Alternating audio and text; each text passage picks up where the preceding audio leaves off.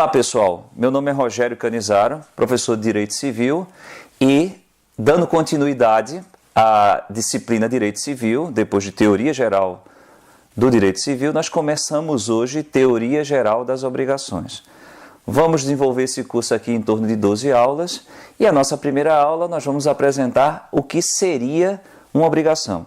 Queria adiantá-los que trata-se de uma disciplina de infraestrutura do curso de Direito, que será de grande serventia não só para o próprio direito civil, mas para também outras disciplinas, como o direito do trabalho, o direito tributário, previdenciário, etc. E que traz um elo de ligação entre tanto a disciplina do semestre anterior, disciplina Teoria Geral do Direito Civil, e a próxima disciplina, que é a disciplina Contratos. Inicialmente, a gente poderia dizer que a obrigação é uma relação jurídica. Relação jurídica essa composta por elementos.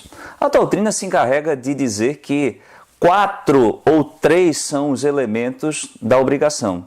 Eu teria o elemento subjetivo, que diz respeito às pessoas.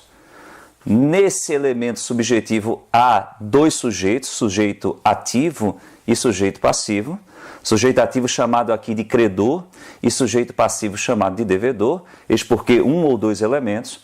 O elemento objetivo, que diz respeito ao que é que a gente vai tratar na obrigação. Vamos dizer que trata-se de uma prestação e, para ficar mais fácil para você compreender, se traduz na ideia de um verbo dar, fazer e até não fazer. E um último elemento que é o elemento imaterial ou virtual, tá? É o vínculo jurídico que une esses 3 elementos anteriores: sujeito ativo, sujeito passivo e objeto, tá? Então a gente vai conjugar ao longo dessas aulas, sempre falando de credor, sempre falando de devedor, sempre falando de prestação, sempre falando aí de vínculo jurídico. A gente sempre vai estar falando desses elementos, tá? E esses elementos estarão interligados, mas eu só posso falar de obrigação quando estiverem presentes todos esses elementos. É natural que o aluno, quando vai falar e classificar as obrigações, se vincule a dizer que a obrigação é de fazer, que a obrigação é de não fazer, que a obrigação é de dar coisa certa, de dar coisa incerta, se vinculando à ideia da prestação. É verdade que a prestação vincula e dá nome à obrigação. Se a obrigação tem como prestação um fazer, a obrigação levará o mesmo nome. A obrigação é de fazer. Se a obrigação tem como objeto uma prestação de dar, a obrigação levará a mesma nomenclatura. Daí eu proponho para vocês um conceito de obrigações proposta pelo professor Flávio Tartucci, que se encontra aqui no nosso material, tá? Trata-se de uma relação jurídica transitória. Por que transitória? Suponhamos desde já que você assumiu a obrigação de pagar R$1.000. Até o momento que você não paga os 1.000, a obrigação existe. Mas a partir do momento que você faz o pagamento desses R$1.000, a obrigação está extinta, ela deixa de existir. Eis o porquê dela ser dita transitória.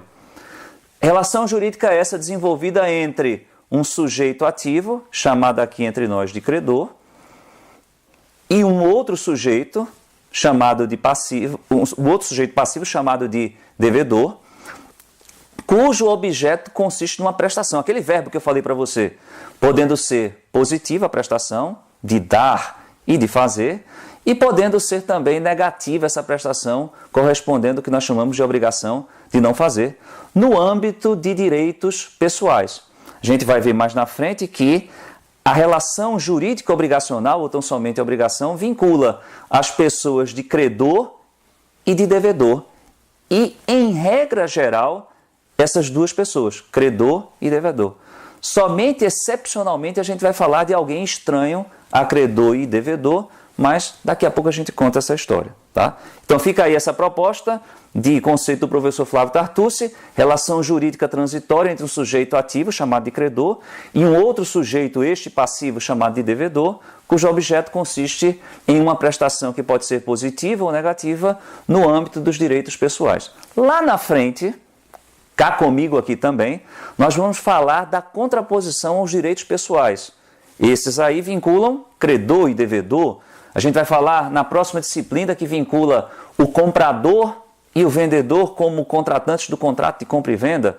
E aí vamos diferenciar isso lá na outra disciplina, que é de direito das coisas, quando falarmos da relação de direito real.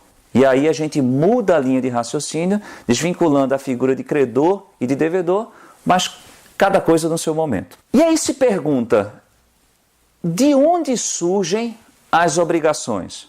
Como é que eu fico obrigado a pagar alguma coisa ou a fazer alguma coisa? A gente diz, a doutrina diz que existem fontes de obrigações. Fontes essas que dão origem à obrigação, por exemplo, de pagar R$1.000, como eu havia dito para vocês. Uma obrigação de dar dinheiro, da qual o credor se encontra obrigado, o credor tem a faculdade de exigir o cumprimento da obrigação em desfavor do devedor. Este sim, agora, que tem o dever de cumprir, de entregar esses R$1.000. Então percebam que tanto o credor como o devedor têm a sua atribuição nessa nossa relação jurídica. O credor e o devedor têm o seu papel na obrigação. Qual é o papel do devedor? Cumprir o objeto da obrigação, cumprir a prestação, dar, fazer e até não fazer. Qual é a atribuição do credor? Poder, nos termos pactuados, exigir, o cumprimento da obrigação. Evidentemente que nos termos pactuados, por exemplo, a gente vai falar mais na frente, que se a dívida se vence no dia 2, antes disso o credor não pode cobrar. Da mesma maneira que até o dia 2 o devedor pode efetuar o pagamento, pode efetuar o cumprimento da obrigação. Merece também explicação aqui a questão do vínculo entre devedor e credor, o que nós chamamos de elemento imaterial ou virtual. O que é que motiva ou o que é que põe medo no devedor de cumprir a obrigação? A gente vê mais na frente também que o que responde pelas dívidas de uma pessoa é o seu patrimônio. Saibam vocês que se o devedor não cumpre a obrigação conforme pactuada, o credor tem meios jurídicos para, buscando o patrimônio do devedor porventura existente, ir lá e buscar alguma coisa, bloquear uma conta corrente, penhorar um bem, tudo com o objetivo de satisfazer essa pretensão da pessoa do credor. Então, são os bens de uma pessoa que respondem por suas dívidas, e não a pessoa propriamente dita.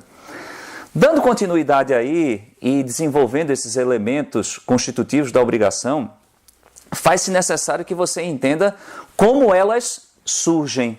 De onde surgem obrigações quaisquer? Essa disciplina que é de infraestrutura do curso de Direito de uma maneira geral, ela vai dizer a vocês que diversas podem ser as fontes de obrigações. Mas isso não vai servir para toda e qualquer matéria do direito. Por exemplo, quando se estuda lá direito tributário, você vai aprender que a obrigação de pagar tributos somente pode se originar da lei, conforme o princípio da legalidade. Para nós aqui do direito civil, nós teremos uma flexibilidade maior, nós teremos mais fontes do direito do que, por exemplo, teríamos lá no direito tributário. Aqui a gente pode dizer claramente ou facilmente que a lei também é uma fonte de obrigação ou de uma obrigação civil. Existem controvérsias doutrinárias a respeito de se dizer não, a lei não é uma fonte de obrigação ou não diretamente ela é uma fonte de obrigação. Na verdade, a lei dá respaldo para que as pessoas, agindo de determinada maneira, realizando fatos jurídicos ou agindo, cometendo atos jurídicos, aí sim, respaldados pela lei, pudessem assumir obrigações diversas. É possível que vocês encontrem opiniões contra e a favor desse ponto de vista, mas uma coisa precisa ficar clara. A lei impõe ou prevê diretamente obrigações civis, obrigações de conteúdo patrimonial, diretamente, sem que você precise agir de maneira nenhuma. Por exemplo, quem tem filhos, ou até quem tem ex-marido, ex-esposa, se encontrar lá enquadrado no que a lei diz, tem a obrigação de pagar alimentos, ou como se fala no vulgo aí, popularmente, pagar pensão alimentícia. Então, é verdade, não se pode fugir dessa constatação de que a lei pode, sim, prever obrigações civis. A segunda fonte das obrigações é o contrato, ou são os contratos. Eu poderia dizer a vocês que nessa nossa disciplina de Direito Civil, o contrato, os contratos são a fonte de obrigações por excelência. É a fonte de obrigação prioritária. É verdade que o Código Civil, que é lei, prevê no seu texto, em seus artigos, a possibilidade de as pessoas celebrarem contratos. Mas você só celebra contrato não porque está previsto na lei, mas porque você, baseado na sua vontade, no seu poder, no seu desejo, venha comprar alguma coisa ali, venha vender alguma coisa aqui, tá? A lei está lá prevendo que os contratos existem. Podem ser de compra e venda, pode ser de locação, pode ser uma doação, pode ser um empréstimo, etc. Mas você só celebra contratos quando quiser. É a maximização da autonomia da vontade privada. Mas o contrato, a gente vai ver aqui nos exemplos, inclusive, que os contratos vão dominar as fontes de obrigações. Normalmente, as obrigações que nós tratamos aqui nessa disciplina, elas se originam de contratos. Eu vou falar do contrato de compra e venda que gera para um dos contratantes a obrigação de pagar determinada quantia em dinheiro. Eu vou falar que o outro contratante, que é o vendedor, tem a obrigação de transferir a propriedade do bem, seja ele móvel ou imóvel. Então percebam que os contratos geralmente geram obrigações para ambos os contratantes. É possível que nós tenhamos contratos que geram obrigações tão somente para um dos contratantes, como lá no contrato de doação. Tá? Você vem da disciplina anterior de Teoria Geral do Direito Civil e trabalha lá os negócios jurídicos unilaterais, negócios jurídicos bilaterais, e aí a gente fala de contratos unibilaterais, cada coisa no seu momento, tá? Aqui para nós, o que vai nos importar nesse comecinho, para que você entenda de maneira adequada, sem nenhuma correria, é que os contratos, além da lei, dentre outras, é a fonte de obrigações por excelência. Eu posso dizer que é do dia a dia da gente estar contratando. Você compra um lanche ali, compra uma roupa aqui, estaciona seu carro ali, é um contrato também. Então a gente está no dia a dia aí contratando rotineiramente. E aí esses contratos geram obrigações. Ninguém dorme sem dever ou sem estar obrigado a alguma coisa e acorda devendo automaticamente. Essas obrigações que surgem, ainda que você não queira, por exemplo, todo mundo tem conta de energia para pagar, tem plano de saúde, tem o colégio das crianças, tem o cartão de crédito para pagar, tá? Mas isso daí se originou em algum contrato que você assinou. Foi lá no colégio, assinou o contrato de prestação de serviços educacionais, foi lá no estacionamento, estacionou seu carro e anuiu lá, queria pagar 5, 6, 7 reais lá no shopping, e assim as coisas vão fluindo. Então, primeira fonte, a lei. Segunda fonte, por excelência, o que a gente vai trabalhar aqui, predominantemente, os contratos. Tá? Dei o exemplo aí do contrato de compra e venda, que me parece que é o contrato do dia a dia da gente. Além disso, a doutrina enumera como fonte de obrigação o ato unilateral, ou também chamado de ato unilateral de vontade. Enquanto que no contrato eu precisava de duas vontades, eu quero comprar, você quer vender. Se eu quiser comprar e você não quiser vender, não tem contrato. Se você quiser vender e eu não quiser comprar, não tem contrato. No ato unilateral, basta uma única manifestação de vontade para que uma pessoa fique obrigada a cumprir alguma coisa. Por exemplo, tenho dado muito esse exemplo, até comove aqui os alunos, se identificam. Você tem um cachorrinho em casa, deixou a porta de casa, o portão aberto, o cachorrinho fugiu. E aí você já procurou, fez de tudo para encontrar o cachorrinho e não conseguiu. Já está desesperado, desde que você resolve, se valendo dos meios de comunicação, das mídias, né? Facebook, internet, Instagram, sei lá o que é que você usa aí, inclusive apelou para a rádio, você ofereceu uma recompensa para quem trouxesse o seu cachorrinho vivo. Porque se trouxer morto, eu acho que você vai ficar triste do mesmo jeito, né? Trata-se do que nós chamamos de promessa de recompensa. Então você prometeu, por exemplo, R$500 para quem trouxesse seu cachorrinho vivo. Se a pessoa fizer isso, você tem a obrigação de pagar esses R$500, tá? Próxima fonte de obrigações. Os atos ilícitos são fontes de obrigações. Por mais que você possa duvidar, olha, ilícito, para você que não está lembrado, é algo que está em desconformidade com o direito. É contrário ao direito. O direito não quer que você cometa atos ilícitos. Por exemplo, você foi para a festa no sábado, bebeu lá na festa, até aí tudo bem, problema seu, mas voltou dirigindo o seu carro. Não pode, você já sabe aí que tem uma multa pesada, tá? Uma penalidade administrativa. Se você, por exemplo, inclusive pode ser crime, né? A depender da quantidade lá de álcool que você tenha tomado. Deus o livre, você mata uma pessoa por dirigir alcoolizado. A gente não vai discutir isso aqui. A gente vai pensar aqui em direito civil, vai falar de patrimônio. Você cochilou, sobrou na curva e bateu no muro da casa de um rapaz lá, de um camarada lá qualquer. Derrubou o muro da casa do cara. Quanto custa para o cara refazer o muro? Determinada quantia aí, sei lá, R$2.000 para relevantar o muro, para reconstruir o muro. Quem vai ter que pagar? Você que derrubou o muro. Tá? A gente fala mais na frente lá que surge a responsabilidade civil ou patrimonial.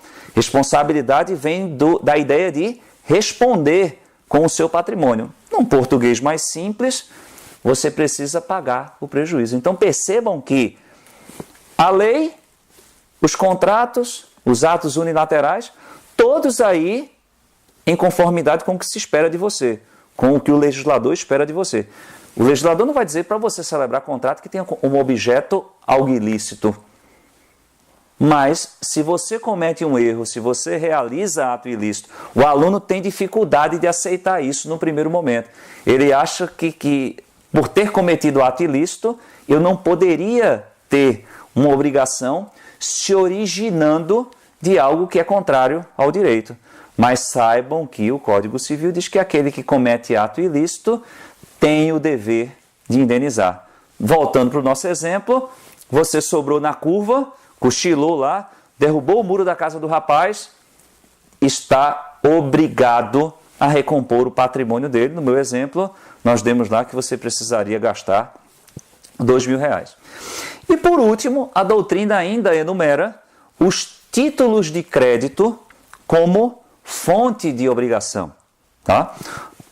Fonte de obrigação é essa, os títulos de crédito, se aprende lá no direito empresarial, que são documentos, eles se despreendem dos negócios que deram origem a eles. Por exemplo, você vai no shopping, vai fazer uma compra e faz essa compra com um cheque. Me parece que é quase que coisa do passado hoje, se usar cheque, nota promissória ou qualquer outro título de crédito, mas ainda assim é permitido, não há nenhuma proibição, é que hoje a gente usa dinheiro de papel.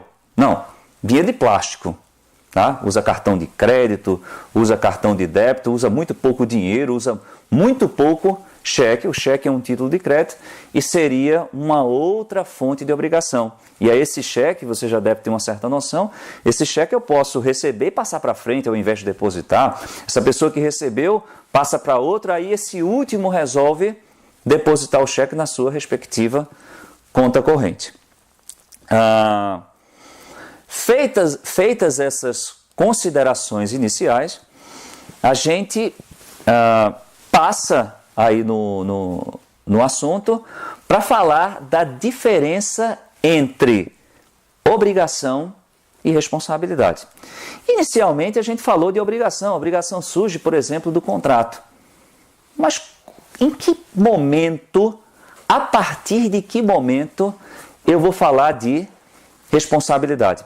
Responsabilidade, que vem da ideia de responder, surge, conforme os autores, os doutrinadores falam, do descumprimento de determinada obrigação. Essa ideia de que se você não paga, pode ficar por isso mesmo. Eu já havia dito que o que responde pelas dívidas de uma pessoa é o seu patrimônio. E aí você que não cumpre uma obrigação, surge automaticamente esse dever de responder com o seu patrimônio pelo não cumprimento da obrigação.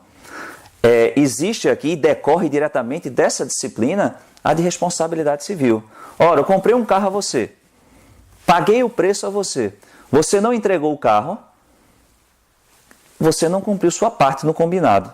E aí eu tenho todo o direito, a disciplina direito civil me respalda a buscar lá no seu patrimônio, porventura existente, né? Os alunos me perguntam muito, e se o devedor não tiver patrimônio para pagar, se não tiver nada com o que pagar? E aí eu digo simplesmente aos alunos que não se paga, por hora não se paga, porque o que responde pelas dívidas de uma pessoa é o seu patrimônio, tá?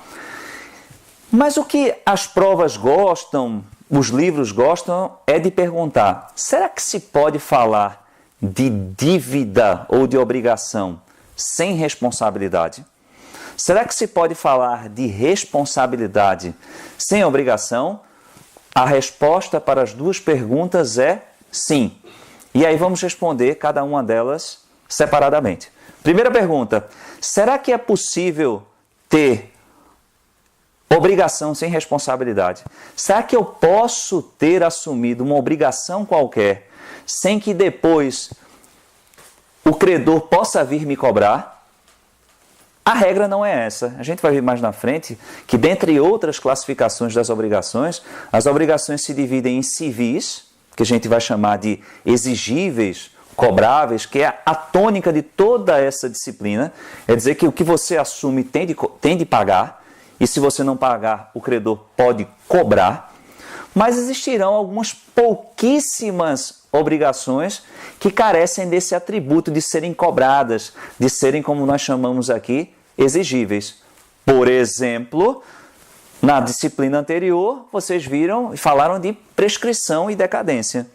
E aí vocês aprenderam lá que quando uma dívida se encontra prescrita, porque o credor não tem a vida toda para cobrar ao devedor, e aí o Código Civil estabelece prazos para que o devedor possa satisfazer a sua pretensão, possa cobrar para receber aquilo que tem direito.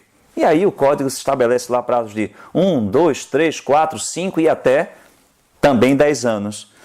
Passado esse prazo, vocês estudaram lá, viram lá, que a obrigação que era exigível, por exemplo, de pagar R$1.000, ela se converte no que nós chamamos de obrigação natural.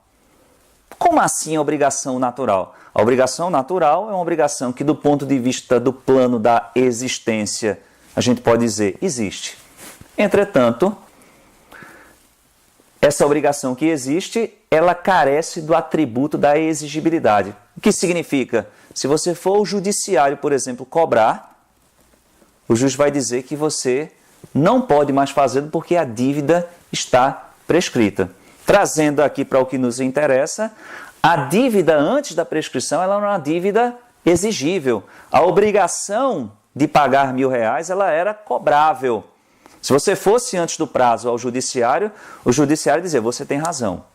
Mas passado esse prazo de prescrição, o judiciário vai dizer que você perdeu o tempo para cobrar. Mas essa obrigação, que não mais é cobrável no judiciário, por exemplo, ela não deixa de existir no mundo jurídico. Como eu disse, chama-se de obrigação natural. Então, na obrigação natural, a gente pode dizer que há, do verbo haver, obrigação, mas não há essa responsabilização, ou não há mais essa responsabilização porque você perdeu o prazo para cobrar a dívida conforme o Código Civil. Do outro lado, eu posso dizer que também há, do verbo haver, responsabilidade sem obrigação. Em que circunstância? É muito normal que, se você precisa locar um imóvel, que o locador, proprietário do imóvel, exija de você um fiador. E aí, a duras custas, você arruma um fiador. Tarefa difícil a do fiador. E aí, na hora de pagar lá o contrato, pagar lá as mensalidades, você atrasa. O que é que o contrato de fiança imputa ao fiador? Na falta do pagamento pelo locador, aquele que está morando lá no imóvel, por exemplo, se o locatário não paga as mensalidades conforme combinado, o fiador pode ser cobrado. E aí a gente diz que quem era o devedor de pagar os aluguéis? O devedor era o locatário.